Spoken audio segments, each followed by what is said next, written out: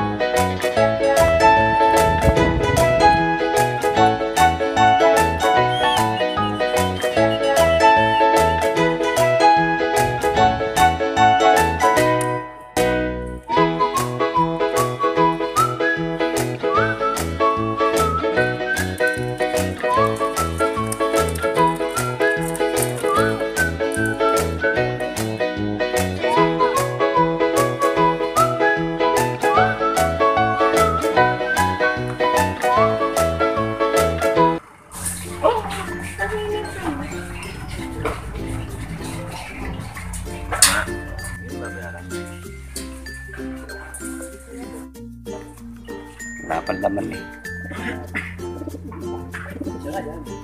Okay na ba yan? Ano pa lang yan? Magpo 4 months pa lang yan sa akin. Parehong 4 months pa lang yan. Boss Budoy! Mga kalapatids kapadya, galing po tayo dun sa sa palista po tayo sa palaro.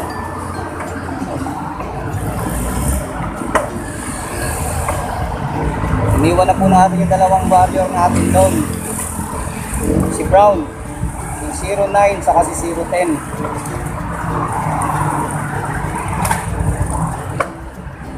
Sana makabalik sila bukas. Kahit anong mangyari, kahit di sila manalo, basta makabalik sila bukas. Isa lang ang nilaban natin, si Brown lang, si Brown. Yung isa, i-train lang natin muna. Yan natin kung makabalik sila.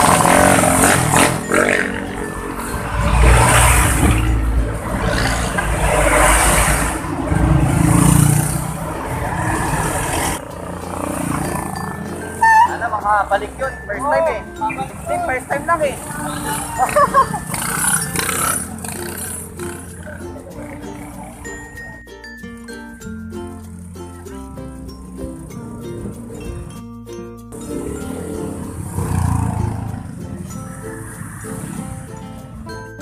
Balik lang po natin kalapatids kapadya. Tinesting natin yung dalawang ibon natin. Yung brown, yun yung ilalaban natin ng 2 laps. Yung isa naman, si 09 na checkered, tinraining lang natin. So isa lang nilaban natin. Si number 10 lang si brown. So, papakita ko lang sa inyo yung natin. Yung wala siya sa kulungan. Ito. May ito sa inyo.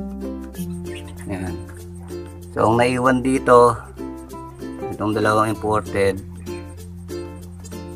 saka yung dalawang una na pabatcher natin, ito si 08, saka yun si 08 ay nasa taas, ito si 07, wala dyan yung brown, no? Saka yung si 09. Ito yung imbrick natin na asawa ng isang imbrick din, binukod natin, nasayang nilang itlog.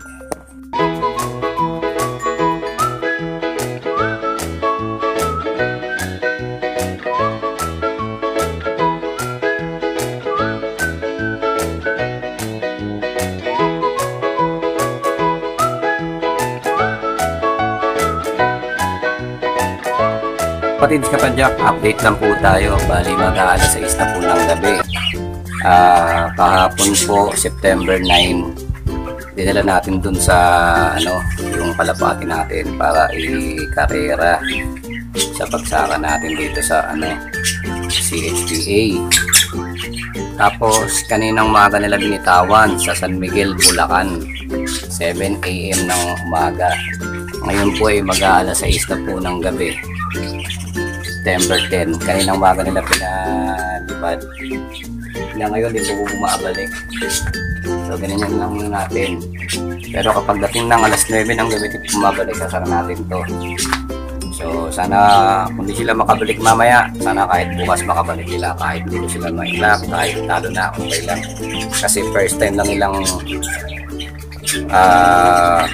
lang kasi, bago lang kasi tayo nakapagpa-member ng CHPA nung Sabado lang. So, nilaban natin kagad.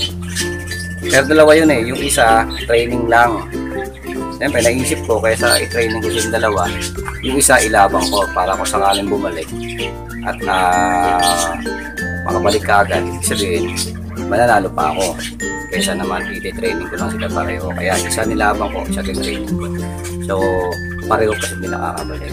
Update ko kayo bukas kung anong balita ko makakabalik. Okay?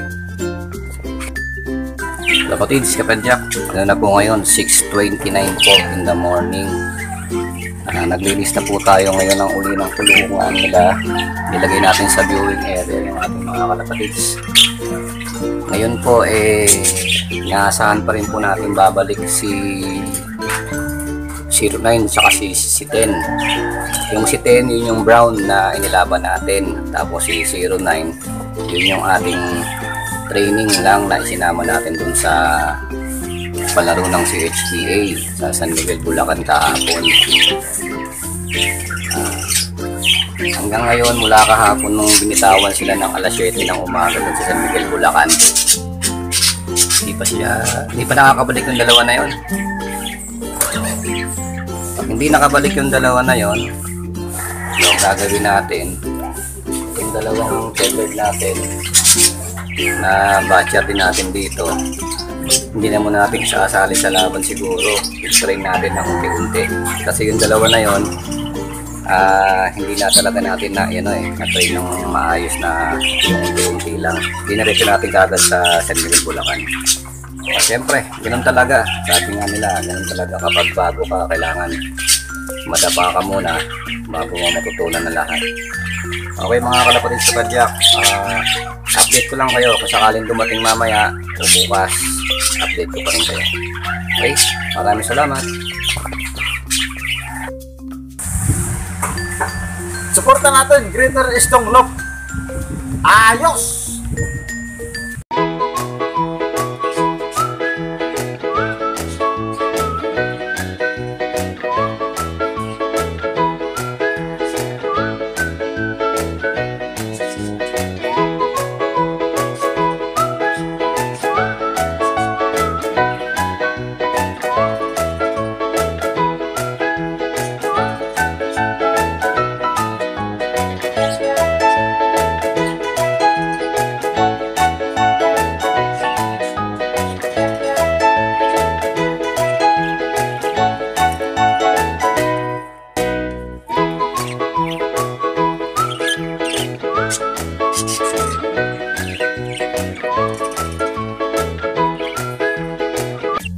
Kalapatid sa Padyak, tapos na po ang ating video. Lagi ko sinasabi sa aking video, walang ibang makapangyarihan sa lahat, kundi ang Diyos na nasa langit. Maraming salamat and God bless us all.